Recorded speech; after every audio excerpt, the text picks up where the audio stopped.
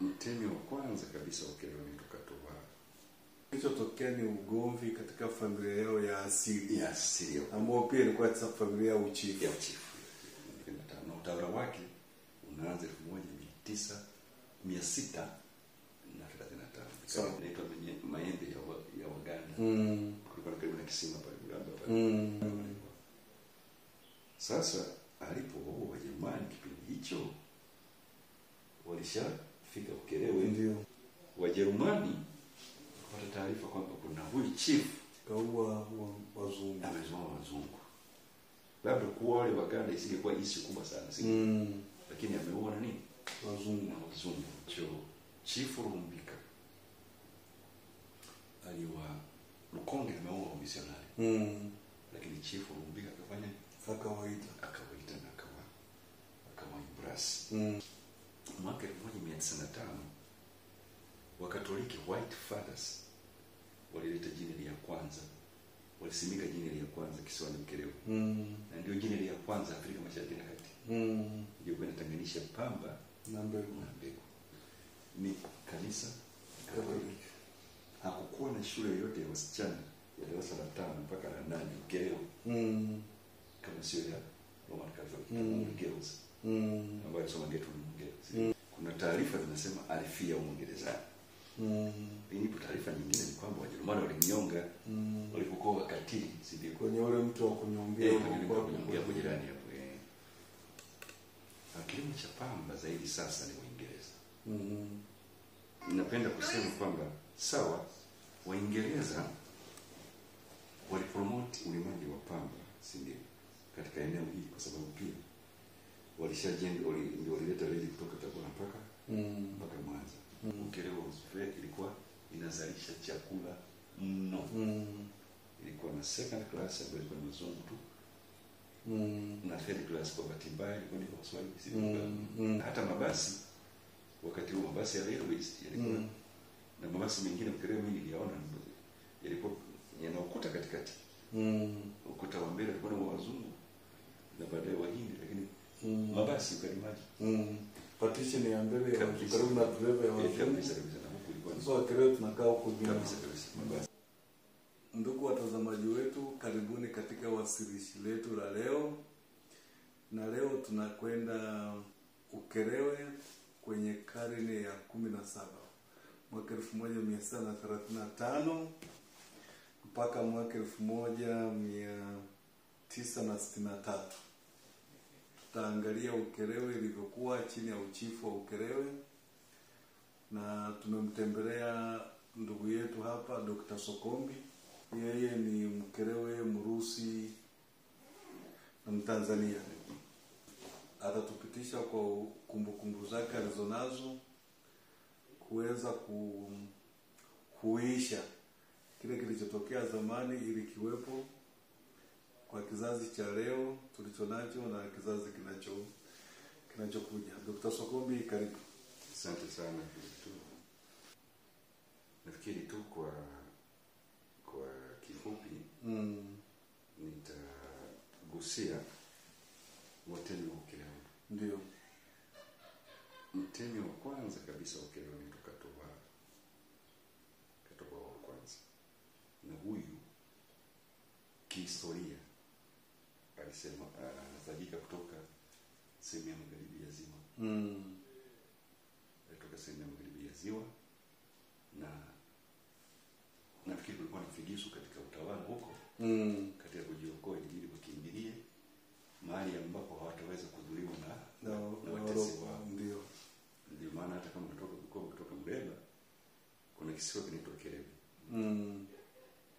Hao watemi walikimbia piga stop ya kwanza Ukerewe pale, lakini kaonekana Ukerewe pale ni karibu, inabidi tena waje mbali ambapo wataweza kufuatilia kwa urahisi. Kwa hiyo kilichotokea ni ugomvi katika familia yao ya asili. Ya asili. Ambao pia ilikuwa katika familia ya uchifu.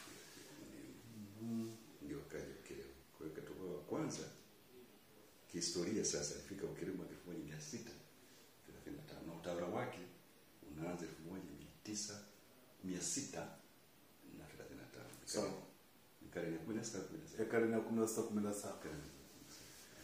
Na hiyo ni miaka mingapi? Kutoka leo. Karibu miaka 600. Ni karibu miaka 600 kutoka leo. Kutoka leo. Miaka 600 iliyopita. Ni karibu miaka 600 iliyopita. So kwa watazamaji wetu tunawarudisha miaka 600 iliyopita. Na Sokombi atawapitisha mpaka hii Tanzania tulionao leo. Ndio. Na katika kipindi hicho tutapitia kuona kilichotokea kwenye ukoo wa kifalme Ukerewe. Tutaangalia pia makao makuu yao, kumbe na wao walikuwa na Dar es Salaam na Dodoma mpya kama tulivyo sisi leo Tanzania. Kwa kumbe si jambo jipya. Na tutaona misuguano iliyokuwepo kwenye familia ya uchifu, nani awe chifu, nani atoke. Na tunaona mapokeo ya kilichotokea baada ya wageni kuja, hasa wa misionari wa kwanza. Sawa.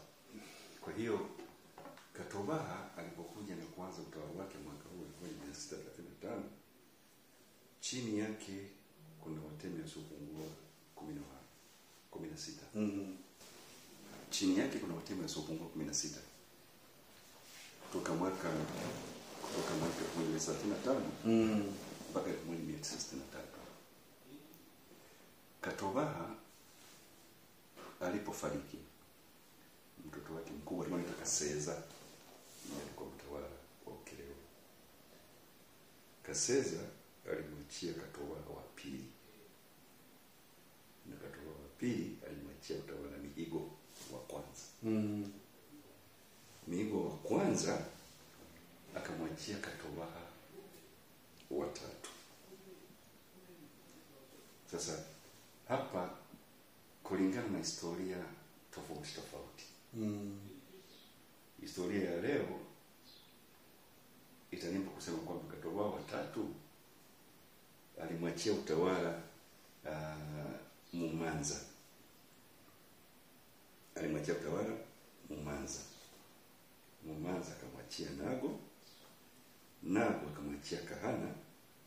Na Kahana akamwachia Mihigo. Hiyo ni version moja. Naomba nirudie. Katobaha wa tatu akamwachia utawala Mumanza, sio? Mumanza akamwachia Kahana. Akamwachia Nago, Nago akamwachia Kahana. Version ya pili. Version ya pili ni Katobaha wa tatu anamwachia Mihigo, sio? Mihigo anamwachia Kahana. Kahana anamwachia Mumanza Rutana. Rutana anamwachia Nago. Hiyo ni version nyingine. Lakini hii ni version moja ya Mzee Bahitwa, nilisema ya kwanza ya Mzee Bahitwa. Sawa. Yeah. Lakini version ya pili niliyoisema inapatikana kwenye kitabu cha Gabriel Rumbika alichokitafsiri cha Bwana Ansel Kitereza. Mpaka sasa kuna juhudi za kujaribu kuoanisha haya maelezo simulizi mbili. Yeah. Zote ziko documented. Sawa. Na ya nini ya Rumbika ni rasmi zaidi. Kwa sababu iko kwenye kitabu ambacho kinasoma duniani kote. Hii ya Mzee Bahitwa, kwa sababu Mzee Bahitwa alikuwa kusoma, hakuandika, alikuwa anasimulia kutoka wapi? Kwa kumbukumbu zake alizokuwa nazo. Yeah. Sasa naomba niache kwamba bado kuna tafiti zinaendelea, kuwahusisha wazee, kuwahusisha watoto wa ukoo wenyewe wa chifu ambao bado wako hai, sio? Unaweza kunyosha hiyo tatizo. Sasa nianze ni kutoka hapo, na ni tofauti hiyo imetoka kwa nani? Kwa Katobaha wa tatu mpaka kwa Mihigo, ndio kuna na shida hiyo moja. Mihigo wa pili ndio tofauti. Sasa mimi naomba nianzie kwa Mihigo wa pili sasa, sio? Sawa. Hapo wote watu wanakubaliana. Sawa. Mihigo wa pili sasa, watoto ambao wako recorded wa Mihigo wa pili ambao walishika utemi, kuna Katobaha wa 4. Kuna Machunda, kuna Ebanda, kuna Katobaha wanne, kuna Ebanda na Machunda. Sasa Katobaha wanne baada ya Migo kufa, Katobaha wanne ndiye aliyetawala. Yeye alitawala miaka mitano kutoka mwaka 1820 mpaka mwaka 1825. Akafariki. Mtoto wake Golita akachukua utawala. Akatawala miaka miwili kutoka 25 mpaka 27, naye akafariki. Ndipo akaja kutawala tena mtoto wa mwisho katika utawala wa Katobaha alikuwa Ruhinda. Na Ruhinda atawala mwaka mmoja tu. Atawala mwaka 1827 mpaka 1828. Ndipo sasa utawala ukatoka kwenye laini ya Katobaha wanne ukaja kwenye laini ya Ebanda. Ikumbukwe Katobaha wanne, Ebanda na Machunda ni watoto wa Midigo. Kwa hiyo imetoka laini katika utemi wa Katobaha wanne, sasa imekuja kwenye laini ya Ebanda. Sasa Ebanda akatawala kutoka mwaka 1828 mpaka mwaka 1855. Alipofariki mwaka 1855 alikuwa na mtoto wake anaitwa Mkaka, si ndio? Lakini utawala kwenda kwa Mkaka ukahama sasa utawala kutoka kwa Ebanda kwenda kwa Machunda. Machunda ambaye ni mtoto wa Midigo. Kwa hiyo watoto wote watatu wa Midigo pale wamefanya nini? Walipata nafasi ya kutawala. Sasa Machunda akatawala kwa miaka 14. Na kipindi hicho walikuwa wanaishi ikulu ya Ukerewe, ilikuwa Bulamba, kwenye kijiji cha Bulamba. Mwanzo kilikuwa Mhozi mwanzo. Lakini kilipokuja watoto walipokufa pale Bulamba, wakasema hii tena sio Mhozi. Hii nini? Mhozi ambayo ina maana ya kuponya. Wakasema hii sio, au kupooza maumivu, kupooza makali. Nasema hiki tena sio nini? Ya kuliwaza. Yes, kuliwaza. Hii tena kwa sababu watoto wangu wanakufa. 9 wamekufa hapa. 9. Kwa ndo chanzo cha Bulamba. Kwa Kikerewe sema chao kinu cha Ramba, maana bali kichao kimelamba watoto wangu. Ikaitwa Bulamba. Akahama pale kwenda mahali panaitwa Msozi ambaye ni Bukindo Kokoro. Leo inaitwa Bukindo Kokoro, ni ikulu ya zamani. Ikulu ya zamani. Sasa alipokwenda huko alitawala miaka 14 kutoka 1855 mpaka 1869. Akiwa Bukindo Kokoro. Alipofariki, katika watoto wake sasa ambao walikuwa watoto wengi, alikuwa na watoto wengi bado, pamoja na kwamba walikuwa wengi walikuwa roba wengi ambao hawakulamba walipona. Ndipo Lukonge akapata haki ya baba yake ya kutawala. Amefariki baba yake mwaka 1969, lakini rasmi Lukonge anaanza kutawala 1870. Wakati huo Wajerumani hawajaja Ukerewe. Wala Wajerumani hawajaja Tanzania. Tanganyika sababu Wajerumani walikuja Tanganyika 1884. Ndio wamekuja Wajerumani Tanganyika. Na sina hakika Berlin Conference ilishafanyika 1884 ndio ilifanyika Berlin Conference. Kwa hiyo hata Berlin Conference haijafanyika. Lakini wamekuja kwanza, Wakatoliki wamekuja. Na wamekuja in fact walianzia Bulamba, si ndio? Walikuwa ni Waganda. Na mpaka leo labda kulikuwa na maembe pale, mamiti ya maembe. Yanaitwa maembe ya Waganda. Kulikuwa karibu na kisima pale Bulamba pale. Labda wewe yao mikako tu. Yana zaidi ya miaka 100 na kitu. Labda mikako kuchoma. Lakini wakahamia sehemu inaitwa Mwiboma sehemu za Hamiebe. Ndio. Kwa walikuwa ni makatekista katika kiwango cha Ukatoliki, walikuwa hawajafikia ushemasi, walikuwa hawajafikia kuwa mapadri. Walikuwa ni makatekista. Sasa walikuwa pale Mwiboma kulikuwa na kigango cha kupata converts, cha kupata waumini. Na wale waumini somo kubwa walikuwa kujifunza katekisimu. Na ndio maana kwa lugha ya Kilatini wanaita catechumens. Yaani catechumen ni wale wanaosoma Kilatini, wanaosoma katekisimu. Na catechist ni yule ambaye anawafundisha watu komini. Catechumens. Kwa hiyo neno lilitoholewa the catechumens likaitwa catechumeni. Mpaka leo wale walikuwa kama 50 hivi, kutoka 30 mpaka 50. Sasa Rukonge alishatawala mwaka waliouawa wale Wagimanyi exactly bado haujaweka sawa. Ila kanisa Katoliki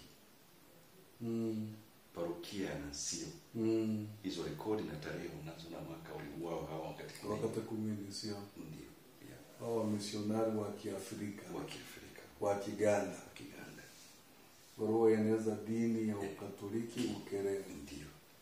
Lakini kwa bahati mbaya niseme kulikuwa na CMS wawili, Church Missionary Society ambao walikuwa ni Waingereza hao. Walikuwa Thomas O'Neill na George Shegold. Hao nao waliuawa. Huyo O'Neill kwa sababu Wakerewe walishinda kutamka jina la O'Neill walikuwa Bonile. Na watoto walizaliwa kipindi hicho ndio kina Bonile miaka hiyo. Rukonge aliwa wote wakati kumeni wale makatekista na wale wa misionari wa wazungu walikuwa wao ni CMS, Church Missionary Society. Ndio Waanglikana wale basically. Sasa alipowaua Wajerumani kipindi hicho walishafika Ukerewe, ndio watawala wa Tanganyika kwenye miaka 1890 1890 na 92 93 ndio kipindi hicho au 94 ndio Rukonge na wale wakati kumeni na wale wa misionari wale ambao walikuwa wametokea Igombe hapo kuja Ukerewe kina Bonile wale. Wajerumani kupata taarifa kwamba kuna huyu chief kaua wazungu, ameua watu na kuja kueneza dini, kibaya zaidi kwa mawazo yao. Labda kuwa wale Waganda isingekuwa issue kubwa sana lakini ameua na nini wazungu. Kwa hiyo ikabidi mtafute Rukonge kumkamata na kumfanya kumpunish. Sasa hiyo siri nini watu wake wa usalama wetu Wazuma Wazuma kwa Kikerewe wakapata hiyo taarifa wakampeleka chief. Kwa ikabidi chief asikamatwe akimbie kwa mtumbwi. Kwanza akakimbilia Majita. Lakini kabla hajatawala na kuassume madaraka yake alikuwa amegombana na ndugu zake ambao kutokana na kugombana kwao huko kama kwa msingi ilikuwa ni utawala of course. Ilibidi wakimbie kutoka Ukerewe na kukimbilia huko Nasa. Majina yanayojulikana wao zaidi kuna mmoja anaitwa Makesi na Nansagate. Lakini alibaki Ukerewe, Gatari alibaki Ukerewe. Ambaye mzaa Mkama. Kwa hiyo ndugu wa ukoo wa chifu wakagombana kiasi cha wengine kukimbia kabisa uhamishoni. Na mpaka leo wako Nasa. Wako Nasa, kuna Msiranga wa Nasa wako. Ndio. Wakurudi tena. Wakumgopa na Rukonge. Sababu alikuwa ni katili kweli. Alikuwa ni katili wala alikuwa apepesi macho kuchukua hatua kali na adhabu ya juu kabisa ya kifo. Sasa kimbilia wapi sasa Rukonge sasa? Huko mahali ambapo anaweza kupata asylum kwa kwepo Wajerumani kutoka Ukerewe aende wapi? Ni kwa ndugu zake. Lakini hao ndugu zake ndio walifanya nini? aligombana nao mpaka wakamkimbia. Ilibidi, ilikuwa ni tofauti mkubwa sana kumkubali. Maana alipata taarifa 1 2 3 kutokea kwamba ameuawa, anatafutwa auawe. Auawe. Kwa ikabidi damu isitoke kwa maji. Mahali fulani ikabidi wasuluhishe, wakafanya reconciliation, kufanya maridhiano kwenye familia, wakampokea ndugu zake aliowakimbiza kabisa. Akakaa hapa nasa. Sasa baada ya kutokea uchifu wa Ukerewe ulienda, ulibaki hivi. Sasa kwa sababu sasa uchifu ulikuwa kwa Machunda. Si ndio? Uchifu uko kwa nani? Kwa Machunda. Alikuwa ni mtoto wa Machunda. Lakini Machunda sasa, nyumba ya Machunda imeleta tafaruku zote hizo. Wajerumani walitoa uchifu kwa Machunda, wakarudisha kwa Ibanda. Wakampa Mkaka ambaye ni mtoto wa nani? Mtoto wa Ibanda. Kutoka kwa babake mdogo mkubwa Machunda. Kutoka kwa babake mdogo Machunda. Kimsingi si utawala ulikuwa kwenye line ya Machunda sasa. Lakini kwa sababu Konge amefanya iliyofanya, ikabidi sasa ile line ya Machunda, nyumba nzima, mlango mzima ukaufumiwa, ukarudishwa kwa nani sasa? Kwa Mkaka ambaye ni mtoto wa Ibanda. Sawa. Sasa huyu Mkaka yeye alitawala mpaka kutoka mwaka 1897 mpaka 1907 alipofariki. Na tarehe 14 mwezi wa 12 mwaka 1907 ndipo Ruhumbika anakozimikwa kwa chifu wa wapi? Ukerewe. Akiwa mtoto wa nani? Wa Mkaka. Ili jina Ruhumbika kuna vitu viwili hapo. Wengi wanahusisha Ruhumbika na kwamba alikusanya maeneo mengi kwa pamoja kiso cha Bwiro kutawala kiso cha Bwiro zingine. Linaweza kuwa na maana ipo, ile maana moja ya kujenga, kuleta pamoja na Kimaya pamoja, ile maana moja. Lakini iko maana nyingine, kwamba mtu wa kwanza kupata ekihumbi ama shilingi 1000 Ukerewe alikuwa chifu kutoka kwenye pamba. Yes, kwenye pamba na biashara nyingine ni Ruhumbika. Kwa hiyo yeye kwa sababu alikuwa na vihumbi vingi, alikuwa na maelfu mengi, wakati huo Ruhumbika ni akajiita mimi ni mtengeneza maelfu. Maelfu ne, usikii elfu ne. Kwa kuna maana hiyo pia jina la Ruhumbika. Sawa. Yes. Sasa yote inasimama. Sasa wakati huo hakuwa na tajiri kama Ruhumbika. Na igundulike kwamba kutoka mwaka 1922 kipindi hicho mpaka 22 23 ndio na ni Toneli Mtaliano kutoka Uganda alikuja kumjengea Ruhumbika ghorofa. Na ndiye Mtanganyika wa kwanza ngosi kuwa na nyumba kuoni ghorofa. Na ile ghorofa mpaka leo lipo. Na watoto waliozaliwa kipindi hicho Toneli anajenga. Kwa kile wanaita Toneli. Italiano ni Tornelli, lakini mpaka leo wanaweza alijenga ni Toneli. Nani watoto waliozaliwa kipindi hicho mwaka 22 23 wanaitwa kina Tonelo. Kwa heshima ya huyo Toneli aliyekuja kujenga huyo mjenzi wa ghorofa la chief. Sasa hebu tuende, ilikuwaje sasa makao ya uchifu? Ndio ikulu ya chifu ikahama Msozi ambako ni Bukindo Ngokoro kwenda Bukindo mpya palipo sasa. Ndio. Sasa baada ya Machunda watoto wake kufa pale Mozia. Alihamishia ikulu yake wapi? Msozi. Ambapo kwa leo ni Bukindo Ngokoro. Sawa. Sasa alipofariki mwaka 1870 Konge katawala akitawalia wapi? Msozi. Bukindo Ngokoro. Bukindo ya zamani. Lakini kwenye miaka 1890 95 hivi 96 sivyo, sababu ya fujo zake za kuoa wamishonari na kuoa wale wazungu sivyo, inazakika na Waarabu wengine ambao pale Kuramba sivyo. Wajerumani walipokuja kumtafuta na hiyo mkamati walivuruga na kuchoma hiyo ikulu ya Bukindo Ngokoro. kuna taarifa kwamba moto ule wa Bukindo Kokoro uliwaka. Moto ule wa Bukindo Kokoro uliwaka kwa muda wa wiki 2 bila kuzimika. Kwenye ile Ikulu. Kuna kitu ambacho hakikuungua. Inaitwa ikigiria. Ambacho Wajerumani walikichukua kutoka kwenye Ikulu ya nani? Ya Bukindo Kokoro. Ile ya zamani wakipeleka Ujerumani. Na akijarudishwa mpaka akijarudishwa. Ikigiria hiki maana yake ni ikigiria hiki ilikuwa ni kwamba Lukonge alikwenda Urambo. Kwenye familia ya Mirambo. Tabora. Na mke mmoja wapo wa Mirambo wa Lukonge alikuwa Mnyamwezi. Alikuwa anaitwa Mnyamizi. Alikuwa Mnyamwezi. Kwa mpa an artifact inaitwa ni kigiria, yani kisanamu fulani kama cha mpingo mweusi. Kama alama ya urafiki na heshima. Akarudi nacho. Hicho Jerumani akipungua Jerumani akifanya kwa ondoka nacho. Kwa mkaka wameshachoma Ikulu. Nisamee kwa kusema na mizimu yote ilichomewa huko ndani na asili ndio. Chief tena hawezi tena hata kisimiko hawezi kuwa sehemu salama kwa kilomita Muruhira. Ndio. Sio unahitaji kwenye nyumba ilipokwenda Mungu kwa kilomita bila na desturi. Ndio.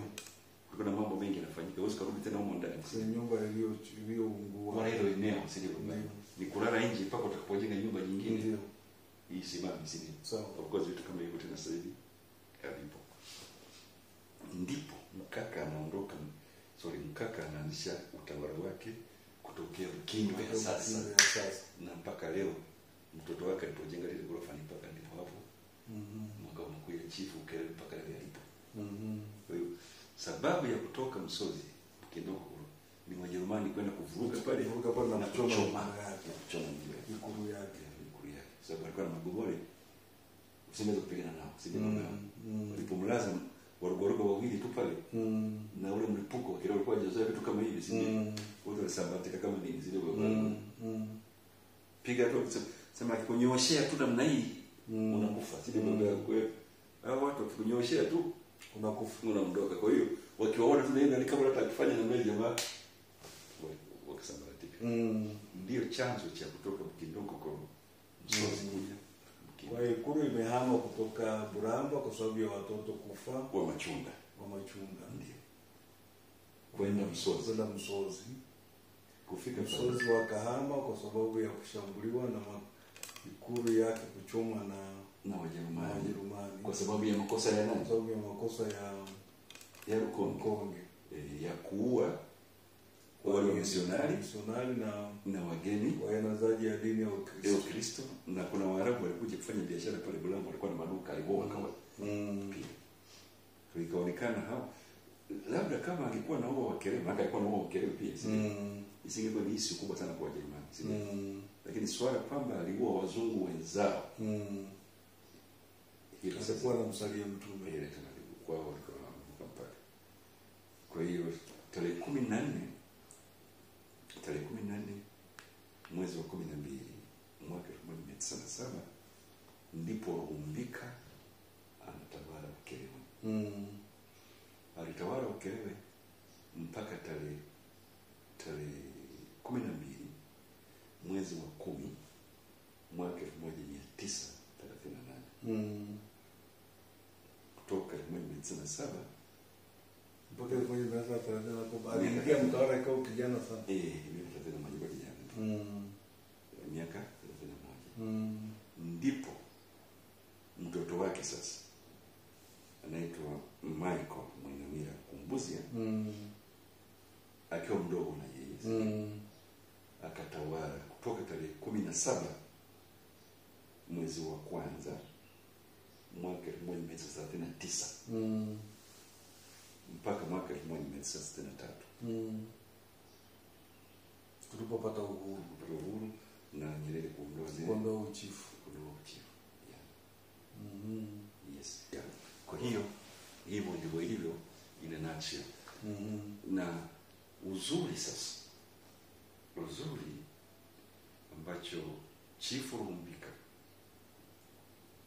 aliwa Lukonge ameoa misionari. Lakini Chifu Rumbika akafanya akawaita na nafasi na akasema akawapa hata eneo la kujenga kanisa.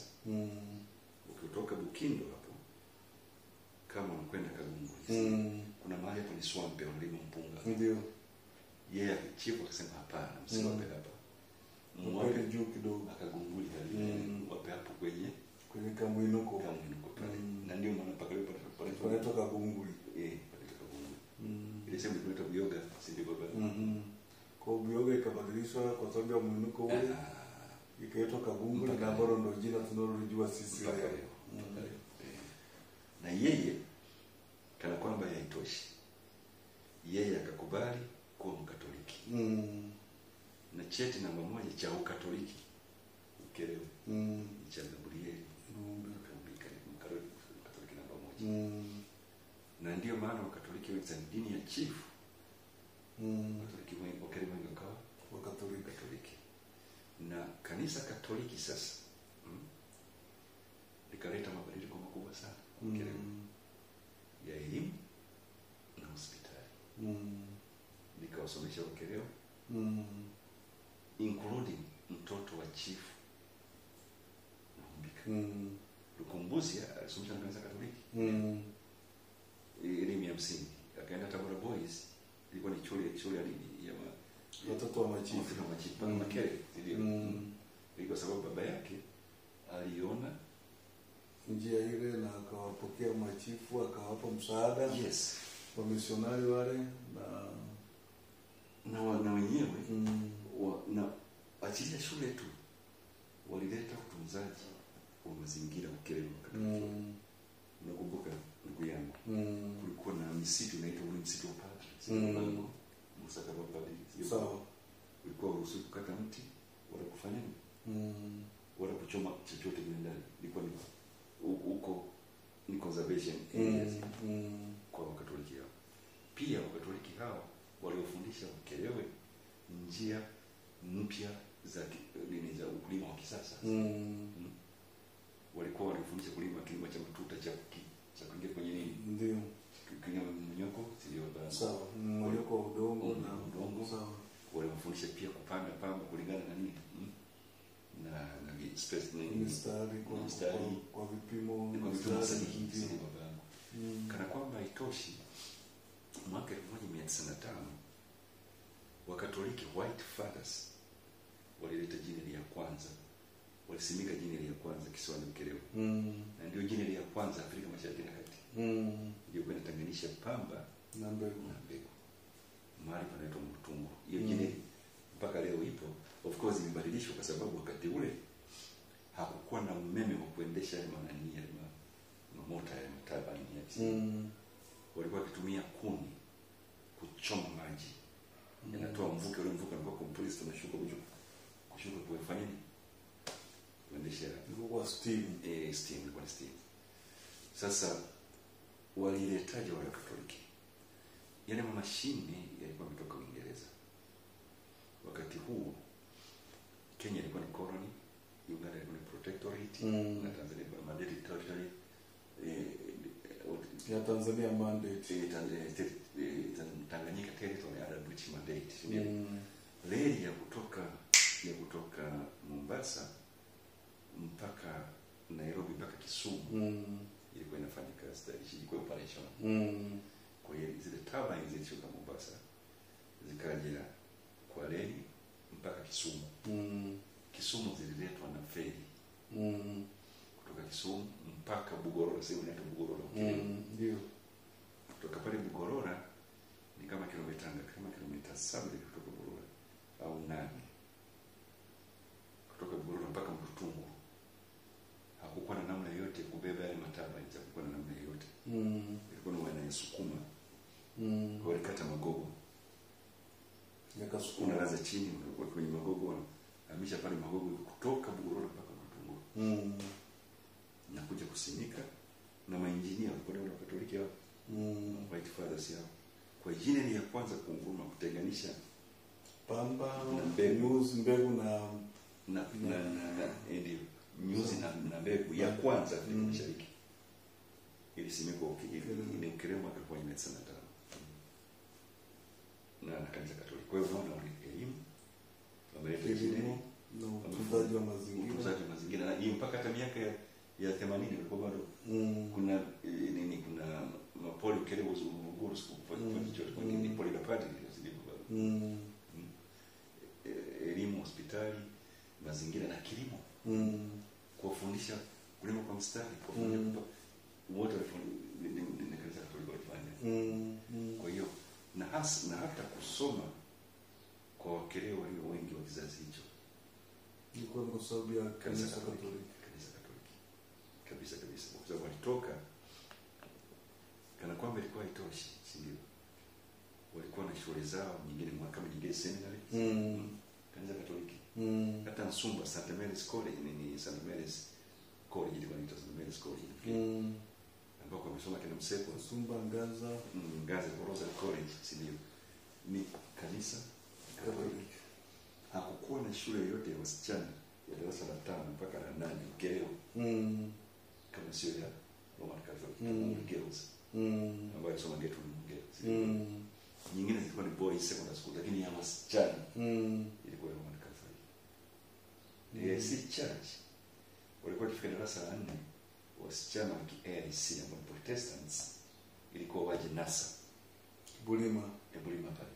Na huko na shule nyingine ya darasa la 5 mpaka la 8 ya wasichana ilikuwa waje mpaka wapi? Bulima. Na hata shule ya AIC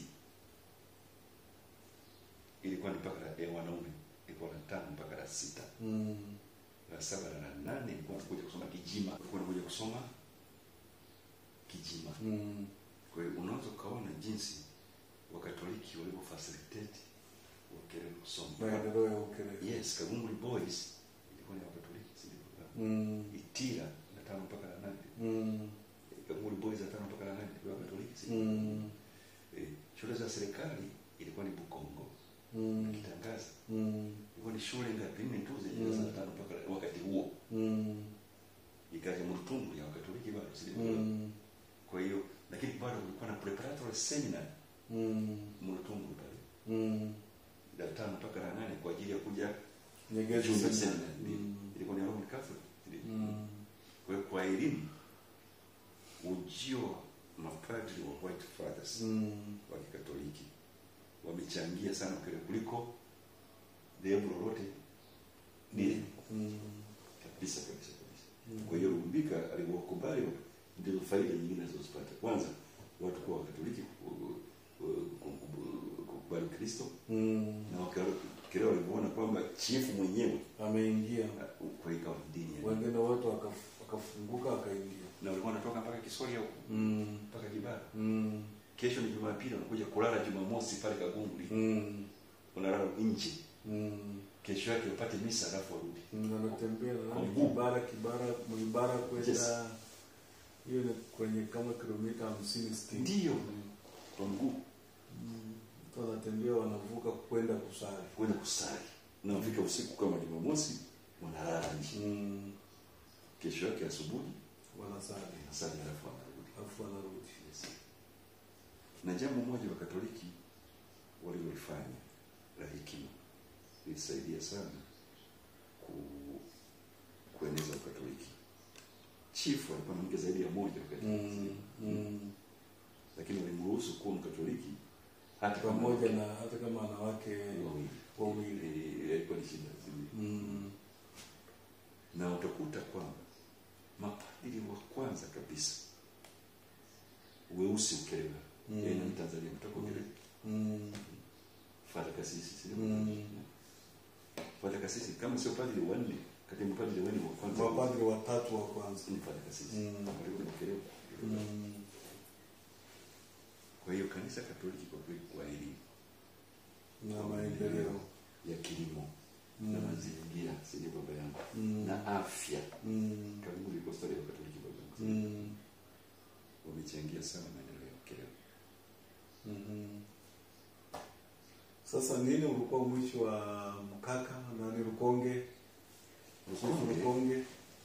Rukonge kuna conflicting, kuna taarifa zinapingana. Kilichokuwa kinajulikana Ukerewe ni kwamba Rukonge alifia gerezani Akafanya mwenyewe. Hilo gereza wakati huo. Kwa hiyo mwishowe alikamatwa na Wajerumani huko Nasa. Akaletwa kuwekwa kwenye remand, akawa remand hapa karibu Mwanza karibu na jengo la CCM lilipo hapo kwa remand ya Wajerumani hapo. Ndio. Kuna taarifa zinasema alifia huko gerezani. Lakini taarifa nyingine ni kwamba Wajerumani walimnyonga walipokuwa wakatili, si ndio? Kwenye ule mtu wa kunyongea kwa jirani hapo. Ila walichokifanya kizuri, walipeleka mwili kwenda kuzikwa wapi? Ukerewe, lakini hakuzikwa kwenye eneo la machifu kwa sababu tena hakuwa chief. Ilikuwa ni nje ya ile eneo kidogo. Ila maji nafikiri yamesogea kama nje na sasa je, alikufaje tu gerezani chini ya ukatili wale mpigia huko ndani wakamuua? Yaani kufa tu natural ilikuwa ni namna hii. Lakini alifia akiwa mikononi mwa Wajerumani. Walikufa mwishoni, walimkamata mwishoni, kamata wakamleta kumweka kumfunga na wakamfunga hapo. Kulikuwa na seli kwenye polisi hapo nyuma ya kituo cha polisi. Kulikuwa na sasa ofisi za maji, kuna ofisi hapo, lakini hapo ndani kulikuwa na gereza, si kulikuwa na nini gereza rumande ya rumande ndani na maeneo yote ya Wajerumani. Nafikiri hata Waingereza kuja karibu ile eneo pia nafikiri. Afia ndani ndio kifo chake, kifo cha heshima kwa sababu chief. Ile kizuri tu walikubali mwili ukaleta kuzika Kitale. Lakini sio katika ule wigo wa nani? Wigo wa machifu. Ingawa umbika sasa kwa sababu walikuwa ni Mkatoliki tayari, hakuzikwa Kitale. Alizikwa Kagungu kwenye cemetery ya Kagungu pale. Ya kanisa Katoliki. Kwa machifu wa Ukerewe walikuwa wakizikwa Kitale. Na hata Michael kumwezi amezikwa Kitale. Yes. Hata yeye ni wa mwisho kabisa chifu. Niseme wa mwisho, lakini yani wa mwisho mpaka uchifu unakufa. Na amezikwa Kitale. Sasa kwenye shughuli za maendeleo, nani alihimiza kilimo cha pamba Ukerewe? Kilimo cha pamba zaidi sasa ni Waingereza.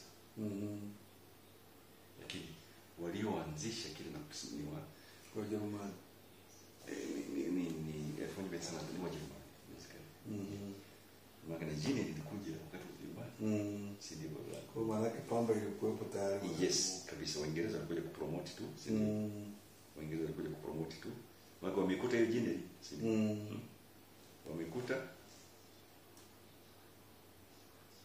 Wamekuta jini, si ndio baba yangu? Wamekuta jini hiyo tayari. Ambayo tayari ilikuwa ni function, ilikuwa inafanya kazi. Kama ilikuwa inafanya kazi, kulikuwa na pamba. Yes, ilikuwa inafanya kazi. Na tayari Wakerewe washafanya nini? Walikuwa wameshaajiriwa, yani vibarua tayari.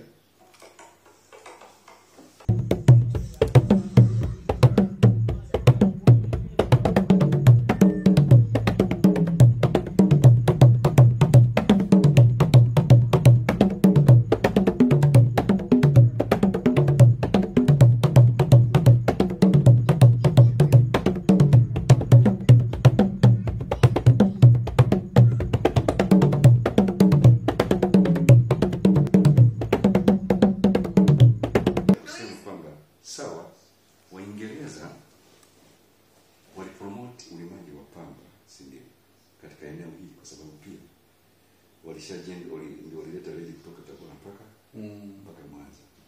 Mwaka 1926 reli hiyo ilifika Mwanza hapa, si ndio? 24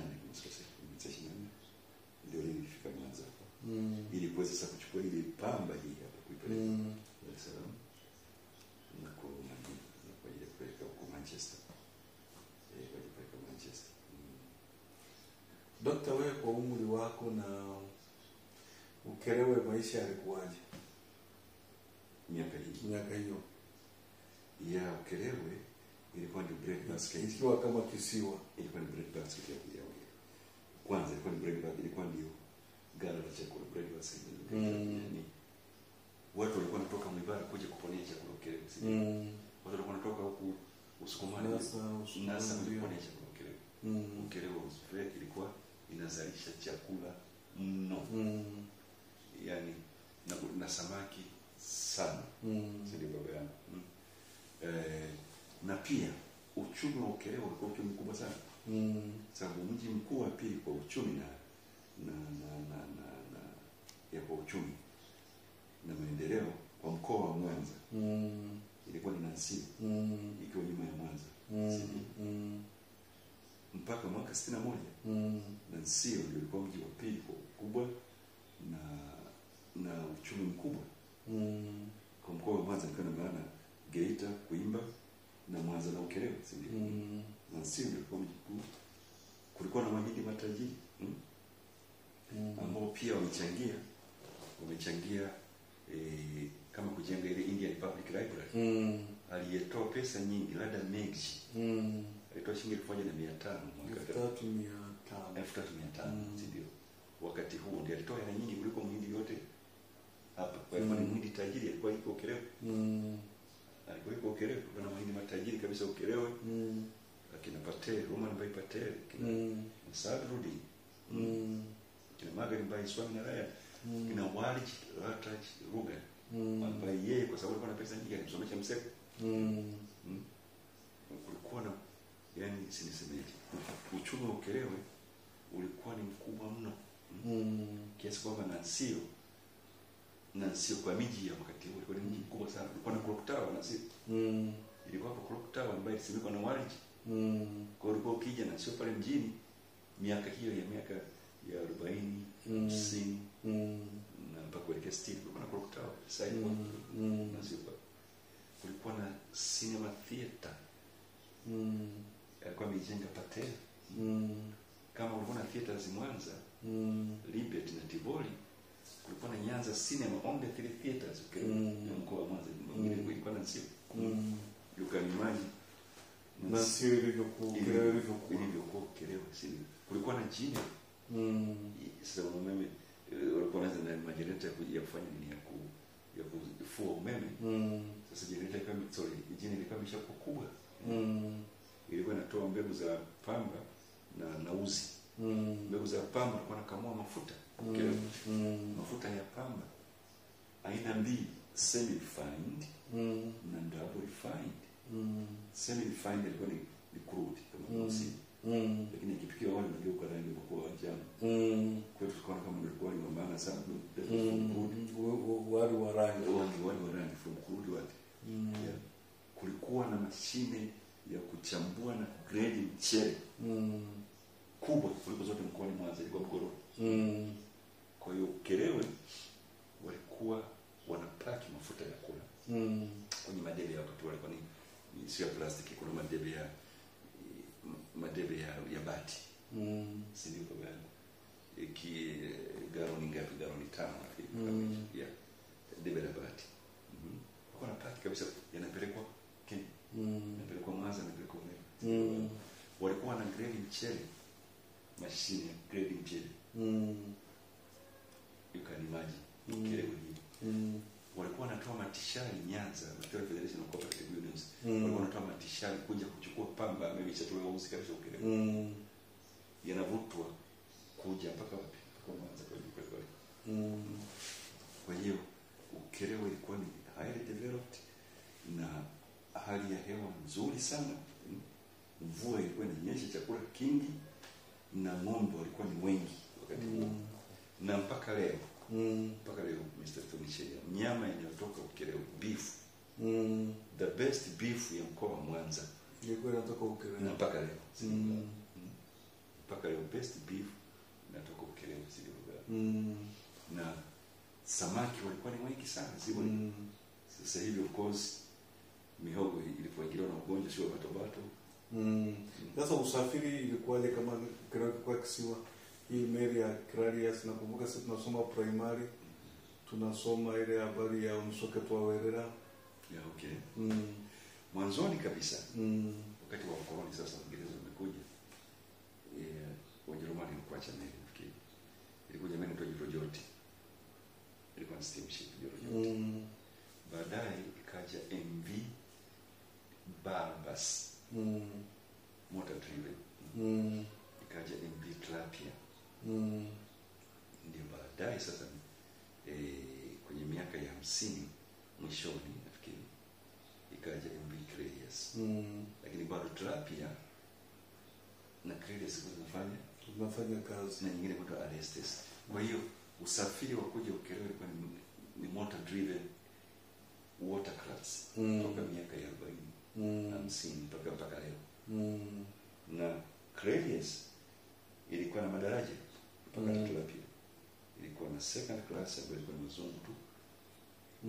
Na third class kwa bahati mbaya ilikuwa ni Waswahili yeah, hiyo ilikuwa mpaka hata miaka 60 na mbele. Huko first class ilikuwa nauli kidogo ni kubwa. Second class haikuwa na level ya first class, ilikuwa second class. Mwanzo ilikuwa kwa ajili ya wazungu pekee. Na hata mabasi wakati huo mabasi ya railways yalikuwa na mabasi mengine Ukerewe mimi niliona yalikuwa yana ukuta katikati. Ukuta wa mbele ulikuwa na wazungu na baadaye Wahindi, lakini mabasi ukalimaji partition ya mbele ya karibu na driver ya wazungu kabisa na huko ilikuwa sasa Ukerewe tunakaa huko kabisa mabasi ya kabisa. Na kulikuwa na makampuni makubwa ya usafirishaji. Kuna kampuni inaitwa Mwanja Transport.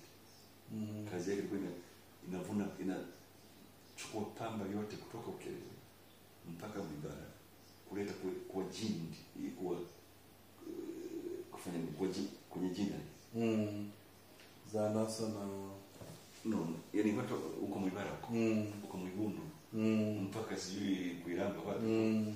Pamba yote ilikuwa kabla hawajajenga pale Busambara pale kabla Kibara jini kabla hajajenga ya Ukerewe ilikuwa yote inakuja wapi? Na kwa jindi Ukerewe. Kwa hiyo walikuwa nasomba pamba yote ya Mwibara ndio inapelekwa Ukerewe, inakuja kwa jindi Ukerewe, alafu inatoka kwenye maji Ukerewe. Kwa hiyo Ukerewe wakapata employment, ndio wakapata employment, na ndio maana mji wa Mtungu kwa sababu hiyo jini ndio ukawa mkubwa, na kwa sababu ya kanisa Katoliki pale ndio baba na shule na chuo cha elimu TTC ya Mtungu na seminary. Wale walikuwa kwa employed pale ndio. Na wale French Canadian White Fathers walikuwa pale ndio. Uchumi wa Mtungu na Ukerewe ulikuwa mkubwa sana.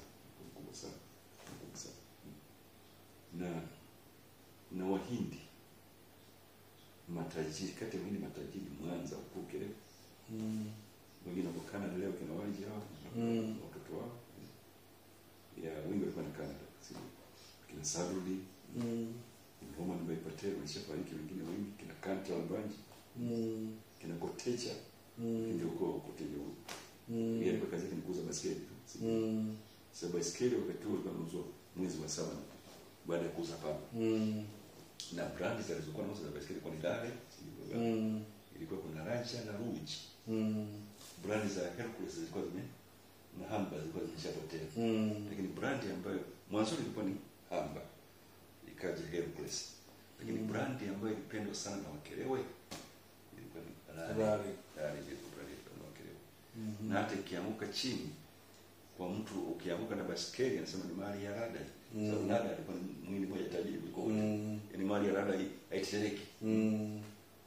Bahati mbaya Rada viwanda vyake vya kubangua kahawa mwaka 61 mvua ile mwaka 61 uziwa lilichukua viwanda vyake, lilisogea likanani na hizo nyumba ya Rada ambayo likameza viwanda vyake, ambayo imeza viwanda vyake. Sasa hivi samahani, ikameza kiwanda cha nani, viwanda vyake vyote vikazama maji. Nafikiri ndio hapo watu wa nafikiri Rada alikuwa yeye alishafariki, lakini mtoto wake ndio waliamua baada ya matukio hayo.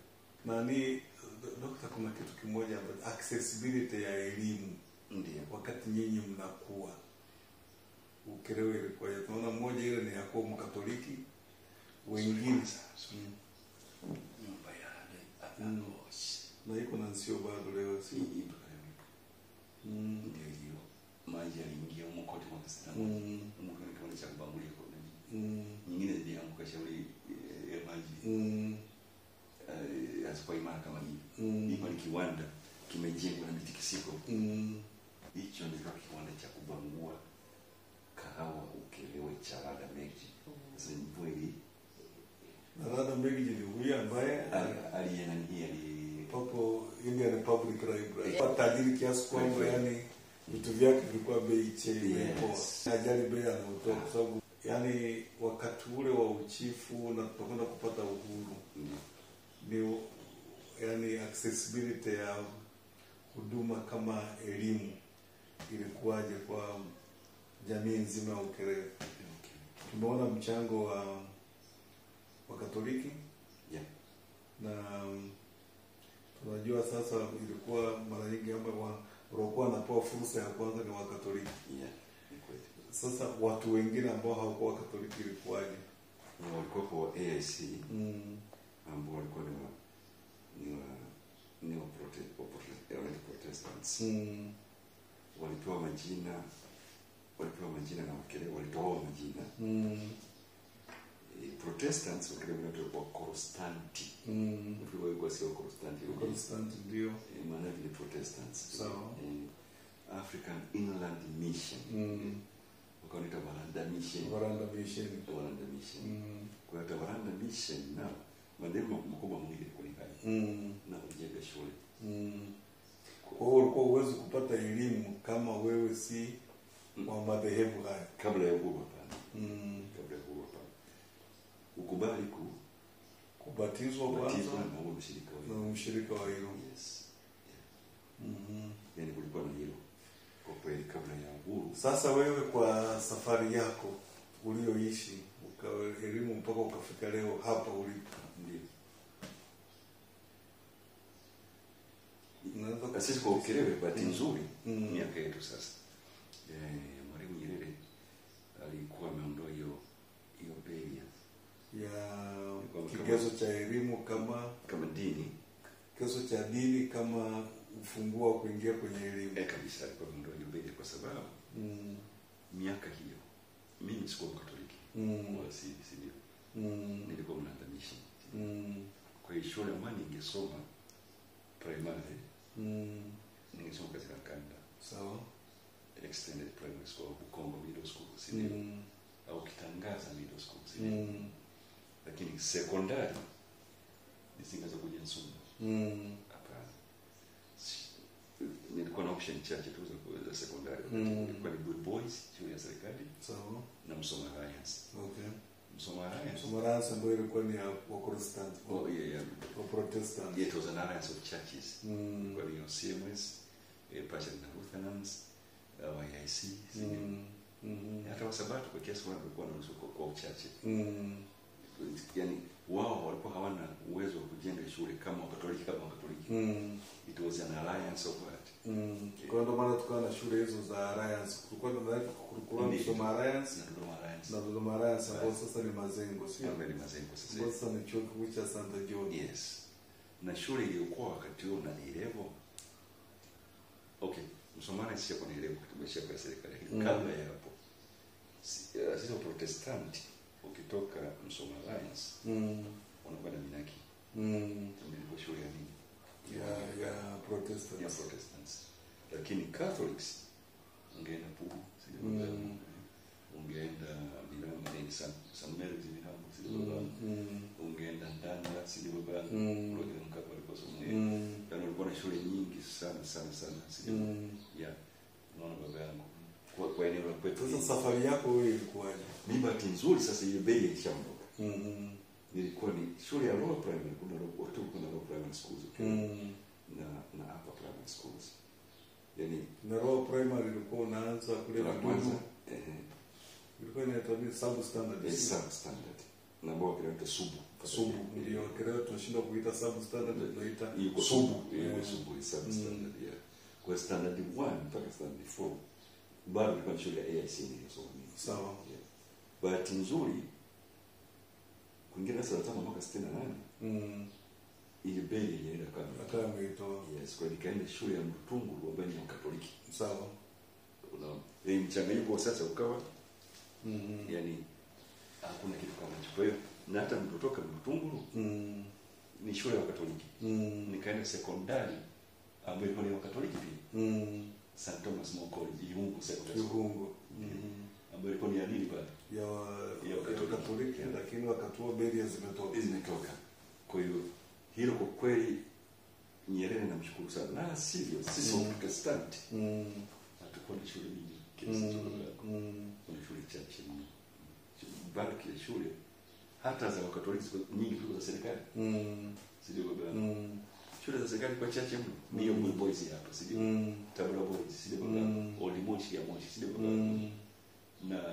Na wapi? Si basi sio baba. Labda na wapi? Kivi Pugu ilikuwa ya Katoliki. San Francis Pugu sio baba. Kwa shule chache tu za serikali. Lakini mwalimu alipochukua zote na Tanga, Garanos ilikuwa ni ya serikali. Hapo Garanos ilikuwa ya serikali kwa maana kwamba huyo mkulima wa Katanya anaitwa Christus Garanos. Baadhi ya faida yake aliamua kujenga ile shule. Ile Tanga School ilikuwa ya serikali. Lakini Christus Garanos ilikuwa ni shule ya mkiliki wa Garanos. Alipa kama alidonate kwa serikali. Kama tunavyoita sasa hizi nini ya CSR sio? Corporate Social Responsibility. Kapata kahawa kajenga excellent. CSR ilikuwa ni katika mfumo wa Uganda mzee. Sasa safari yako ya kutoka Ukerewe wewe mtoto wa Ukerewe mmoja mpaka Urusi ilikuwa rahisi kiasi. Alafu kitu kingine alileta maembe Ukerewe yani kwa laji ya kusambaza na mbika. Na yeye pia kwa maembe na machungwa na yeye alikwenda Uganda kujifunza system ya governance kwa Kabaka. Akakuta kwamba kule kulikuwa na parliament, kulikuwa na bunge inaitwa Rukiko, si ndio? Na kwamba prime minister ambaye alikuwa waziri mkuu katika ile Rukiko aliyekuwa anashughulikia mambo ya kiutawala ndani ya parliament alikuwa ni Katiki. Na ndio maana leo kuna kile Rukiko kuna Katiki. Kwa hiyo system ya governance mzee alichukua na akaja na vitu vyao vingi, kahawa ukapanda Ukerewe kahawa.